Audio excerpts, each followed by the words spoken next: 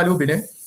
On va aller au Bénin rapidement, où se déroule actuellement l'élection présidentielle. Il n'y a pas tellement d'enjeux parce que nous savons pratiquement qui va gagner ces élections-là.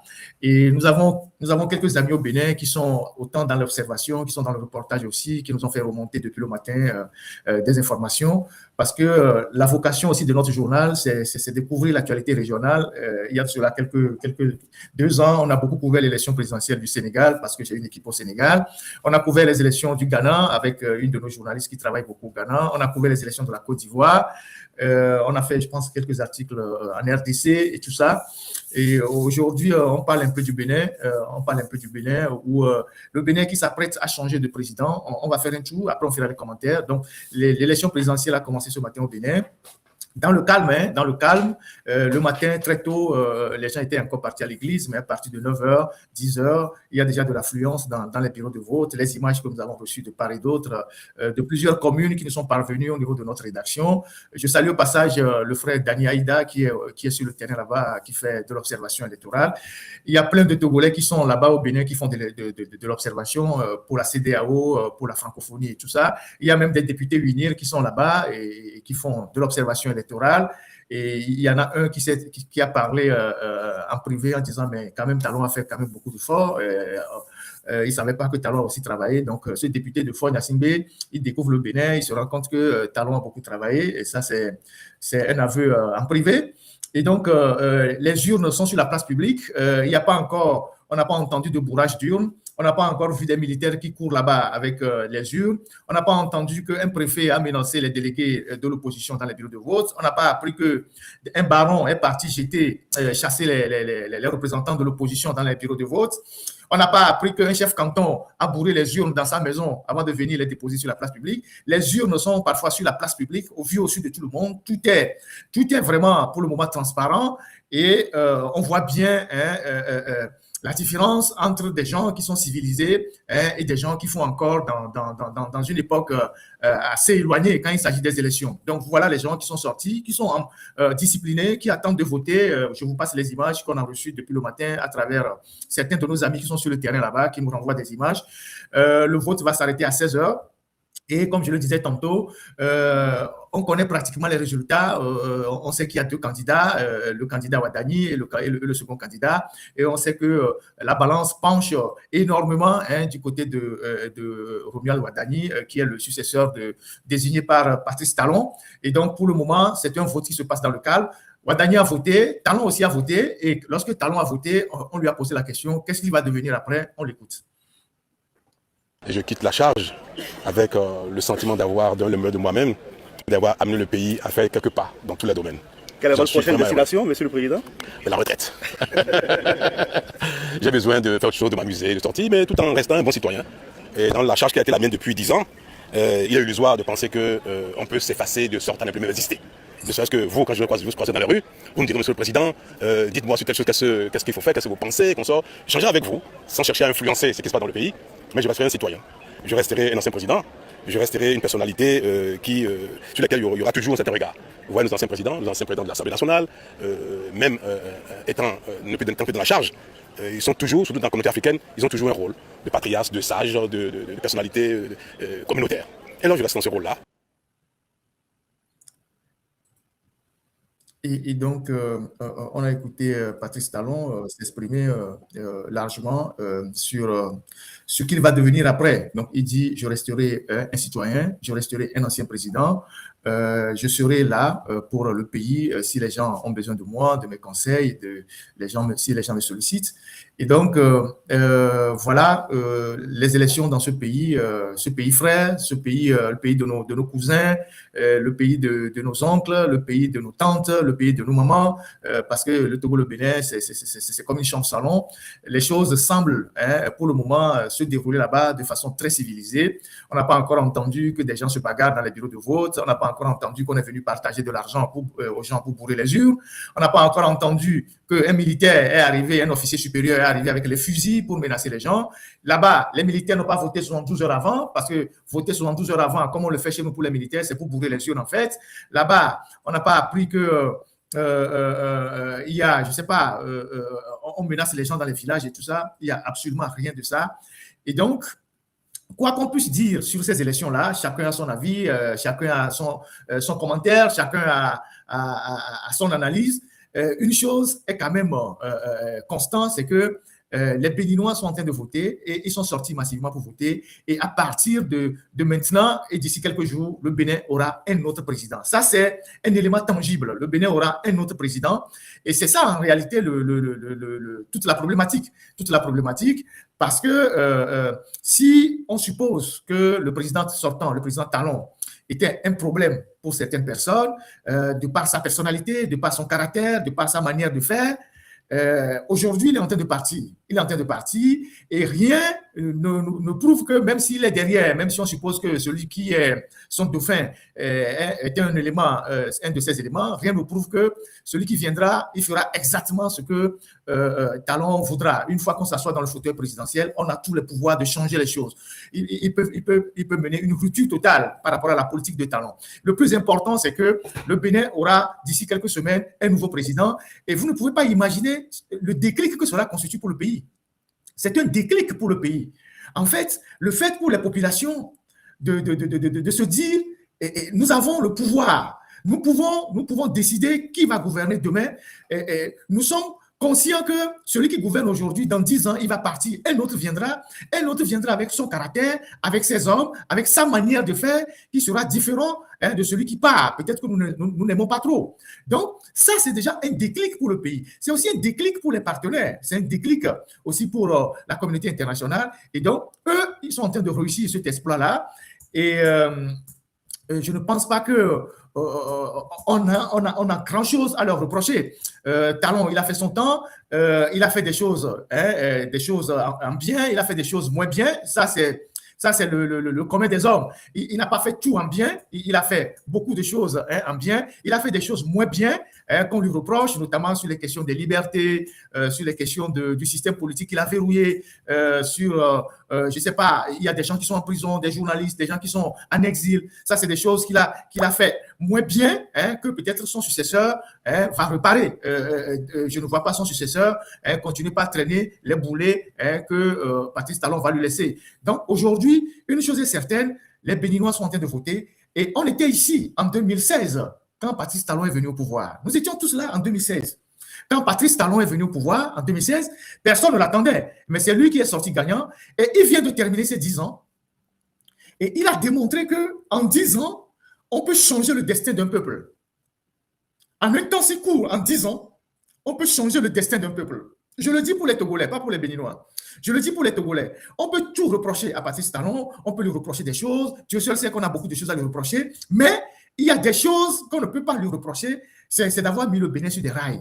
En 10 ans, il a changé le destin de ce peuple-là. Il a inculqué une nouvelle mentalité à ce peuple-là. Et les Béninois, aujourd'hui, ils sont fiers de frapper la poitrine pour dire « je suis Béninois ». Et le Bénin est devenu l'une des destinations les plus prisées aujourd'hui de l'Afrique de l'Ouest. Et il a jeté les bases d'un pays moderne en mettant en place des infrastructures, en jetant les bases d'un pays moderne, et son successeur ne peut qu'aller encore plus loin. Et donc, c'est tout ce que nous demandons. C'est tout ce que nous demandons. Les hommes passent, la République demeure. Les hommes passent, le pays demeure. S'il y a des gens qui avaient des problèmes personnels, parce que parfois il y a des gens qui ont des problèmes personnels avec certains individus, s'il y a des gens qui ont des problèmes personnels avec Patrice Talon, à partir de cet instant-là, ils n'ont plus d'autres raisons d'avoir des problèmes personnels avec son successeur, parce que peut-être que le caractère acariâtre, le caractère imprévisible de Patrice Talon dérangeait ces personnes-là. Donc aujourd'hui, il passe le témoin, il a respecté son engagement, il passe le témoin et le Bénin va se retrouver avec un nouveau président. Et le nouveau président hérite d'une situation plus ou moins un peu difficile sur le plan politique. Et donc, lui, il doit travailler à l'apaisement, surtout qu'il a rallié pratiquement les sages de la politique béninoise. On a vu Soglo qui a appelé à voter Ouadani, on a vu Adrien Mbedi avec les éléments qui ont appelé à voter Ouadani. Il y a beaucoup de ralliements. Et donc, le nouveau venu, celui qui sera élu, et certainement c'est Ouadani, il doit apprendre des erreurs de son prédécesseur et travailler à apaiser le climat politique en libérant les prisonniers, évidemment, en faisant rentrer les exilés, et puis en corrigeant ce qui a été moins bien fait. en corrigeant ce qui a été moins bien fait pour que la démocratie béninoise s'enracine. C'est ce qu'il faut faire pour apaiser le pays et pour qu'il ne puisse pas traîner ces boulets-là que son prédécesseur est en train de lui laisser. C'est important pour nous d'avoir des éléments de comparaison. C'est très important d'avoir des éléments de comparaison avec le Togo. Donc, le Bénin, on vient de voir Patrice Talon qui a passé 10 ans. Il était venu devant nous. Il vient de passer 10 ans. Il est en train de passer le témoin. Et du côté du Ghana, dans 3 ans, le Ghana va faire une nouvelle élection. Dans 3 ans, le Ghana va faire une nouvelle élection. Dans 3 ans, le Ghana va faire une nouvelle élection. Dans 3 ans, le Sénégal va faire une nouvelle élection. Et donc, tu portes à croire que dans 3 ans, on aura un nouveau président au Ghana. Dans 3 ans, le visage politique sénégalais peut aussi changer. Pendant ce temps, quand on revient chez nous, au Togo, c'est toujours la même chose. C'est toujours les mêmes individus. C'est toujours le même personnage. C'est toujours les mêmes mots. PND, DSRP, feuille de route, le projet du PC, c'est rassemblé, quoi. C'est les mêmes choses, les mêmes personnes, les mêmes résultats depuis 21 ans et le pays ne bouge pas. C'est ça que la jeunesse togolaise doit s'approprier. La jeunesse togolaise doit comprendre que il y a un déclic. Les autres pays sont en train d'avancer. Les autres pays sont en train d'essayer autre chose. Les autres pays sont en train de se projeter dans l'avenir. Pendant ce temps, nous, on s'enfonce dans la médiocrité. On s'enfonce avec les mêmes dirigeants qui, depuis des années, n'ont aucun résultat, mais qui s'accrochent par tous les moyens au pouvoir. Patrice Talon a fait ce qu'il pouvait faire pour le Bénin. Les Béninois en sont fiers. Il a modernisé le pays. Il a construit des infrastructures. Je vais prendre l'exemple des marchés. En 20 ans, en 10 ans, il a lancé plus de 35 marchés modernes. Plus de 35 marchés modernes, dont 21 marchés sont déjà opérationnels. 35 marchés modernes sur l'ensemble du territoire, dont 21 marchés sont déjà opérationnels. Et quand vous voyez ce qu'il a fait en 10 ans, ne serait-ce que sur le plan de la construction des marchés, le grand marché de Lomé au Togo a été incendié en 2013. En 2013, ce n'est même pas tout le marché qui a été incendié, c'est le bâtiment central qui a pris feu. Parce que quand on parle du grand marché de Lomé, c'est tout l'environnement, c'est tous ceux qui sont là, tout à côté. Mais c'est le bâtiment central qui a pris feu. En 2013, avant même que 2013 ou 2012, 2012 c'est ça? 2012, ok. C'est 2012, je me mélange un peu les pinceaux. Le grand marché de Lomé, 2012. 2013, ok, janvier je pense, janvier 2013. Et donc, le grand marché de Lomé, ou le bâtiment central, a pris feu en janvier 2013. 3 ans avant même l'arrivée de Patrice Talon au pouvoir. Patrice Talon, en venant au pouvoir, a lancé un projet de construction de 35 marchés modernes. 21 sont déjà opérationnels. Et depuis 13 ans que Patrice Talon est au pouvoir, Faure Gnassingbé n'a jamais réussi à reconstruire le bâtiment central du grand marché de Lomé. Depuis 13 ans que les marchés ont brûlé et que depuis 10 ans que Patrice Talon lui construit les marchés et qu'il est en train de partir. Il a construit 21 marchés qui sont déjà opérationnels. Il y en a encore qui sont sur le point d'être inaugurés. Faure Gnassingbé n'a pas pu construire le bâtiment central du grand marché de Lomé. C'est juste le bâtiment. Hein? Bâtiment central du grand marché de Lomé. Le bâtiment central. Alors, je vous parle.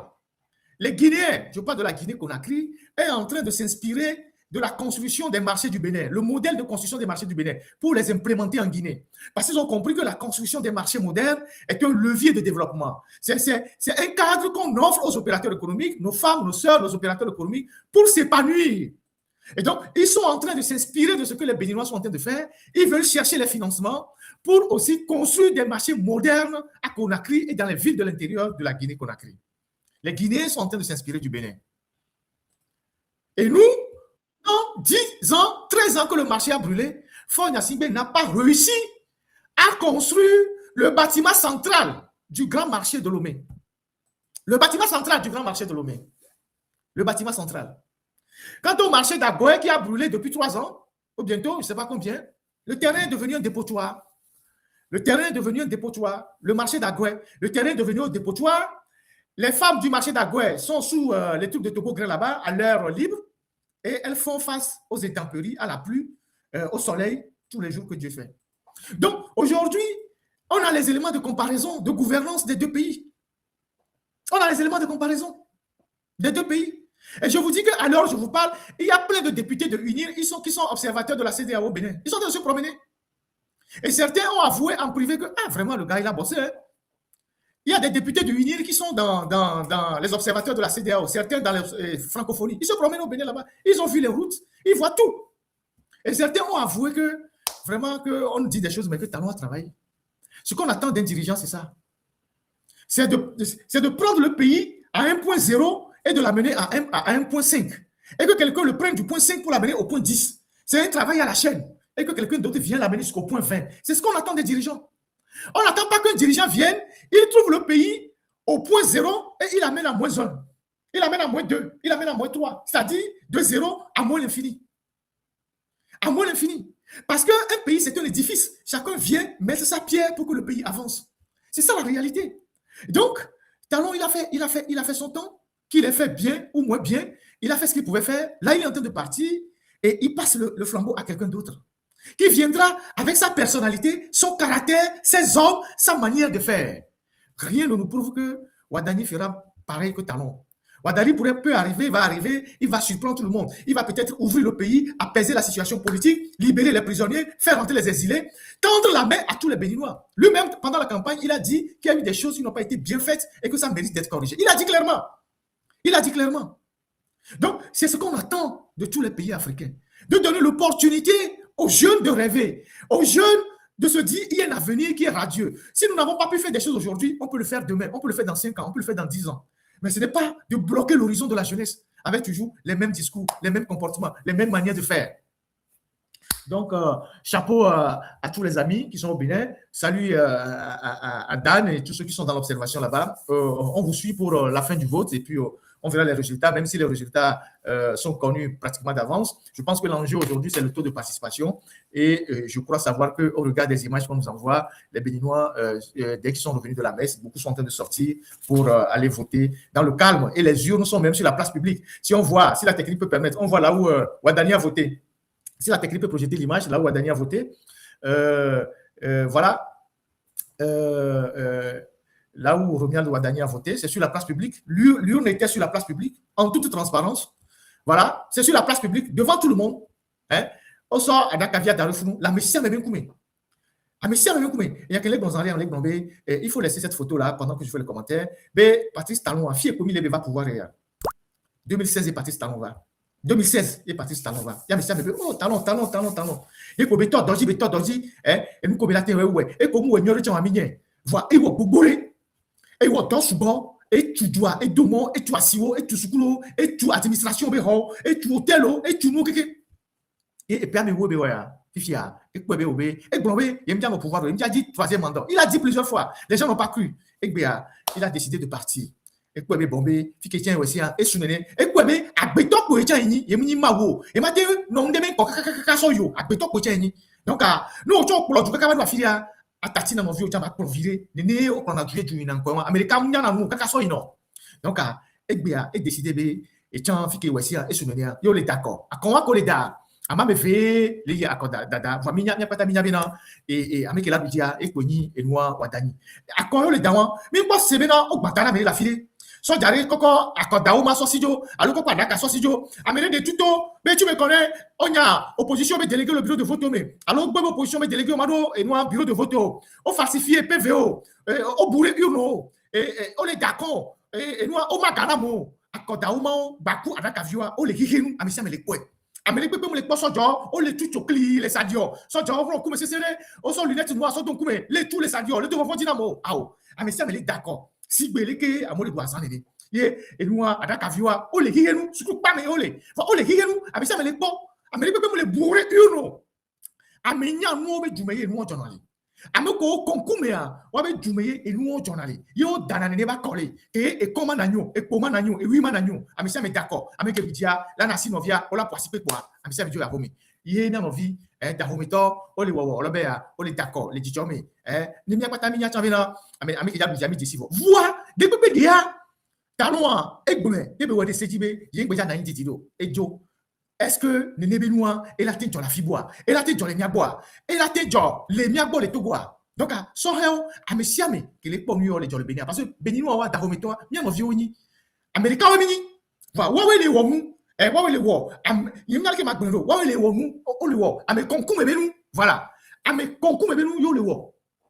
Donc fie komi le ya et puis ame wo ya et talon pour le kaka assis toi nyonyo la nyonyo toi assis à dodo beton la nyonyo même toi pas si on va les tuer toi assis à dodo beton tu me sais bon si tout ton na nyonyo voilà togoa assis ho le capek ou les eaux sous kaka 2013 kaka wane gbeya et puis ame oui tomber ngo de meya on te toi si wa kaka na fi na nyonyo assis ho le capelo wa talon ya toi si be 35 nene assis gangao wa togoa assis ho le capel que les eaux les assis gamea yo be la trop tu vois 13 ans, il y a un toit, c'est 10 ans, il y a chantier.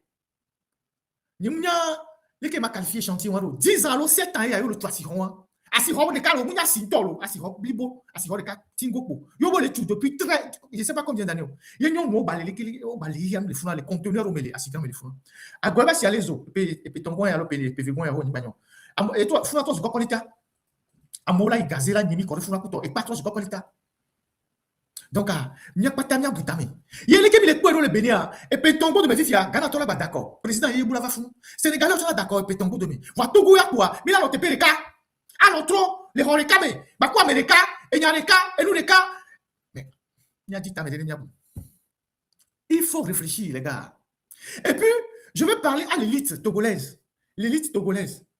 L'élite togolaise. Je veux parler aux opérateurs économiques, aux universitaires, aux jeunes entrepreneurs, et les gens qui sont dans les professions libérales. Mioya, président Bougoumé Djomia. Wadani est venu du privé, cabinet Deloitte. Il a même travaillé au Togo. Cabinet Deloitte. Pour que Milikpo, Wadani, 45 ans, combien moi? Yang Siwi, moi j'ai plus de 50 ans. Président Bougoumé Djomia, vous, l'élite togolaise, président Bougoumé Djomia, vous ne voulez pas ressembler à ça? Président Bougoumé Djomia, l'élite togolaise, universitaire, opérateur économique, amoko le privé, mais profession libérale, président Bougoumé Djomia, vous n'avez pas d'ambition, vous ne voulez pas porter des projets pour votre pays. Quand vous voyez des gens qui changent de président comme ça, des jeunes qui sont comme ça, qui prennent la destinée de leur pays, mais les filles, son coco novia, Jomai Faye, bien on vit 39 ans, 35 ans, on parle 40 ans, fonctionnaire des impôts, Mouni, impôt tant qu'on le fingale, fonctionnaire des impôts, on va nos politiques, mais où le président? Où le président? C'est des jeunes, ça ne vous fait pas rêver. Vous les Togolais, là, ça ne vous fait pas rêver. Vous n'avez pas envie de tester vos ambitions, de réaliser vos rêves. Vous n'avez pas envie de devenir quelque chose pour ce pays. L'élite togolaise, je parle à l'élite togolaise, vous n'avez pas envie. Vous êtes devenus des observateurs, vous regardez juste ce qui se passe dans les pays, vous commentez. Vous ne pouvez pas faire les mêmes choses chez vous. Vous ne pouvez pas vous nourrir d'ambition, décider que je vais être ceci pour mon pays, je me donne les moyens. Réfléchissez-y. Il faut que vous y réfléchissez. Il faut que vous y réfléchissez. Dans un an, comment appelle-t-on? Macron ne sera plus président en France. Quelqu'un d'autre viendra. Dans un an, Macron ne sera plus président en France. Il était très jeune quand il a pris le pouvoir. Dans un an, il ne sera pas président. Je ne suis pas sûr qu'il partira à 50 ans. Ça ne démange pas vos têtes.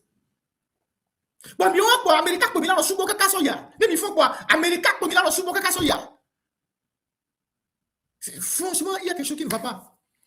J'ai l'impression qu'au Togo, comme un grand frère l'a dit la dernière fois, on souffre d'une dissonance cognitive. Totalement, on est totalement à l'ouest.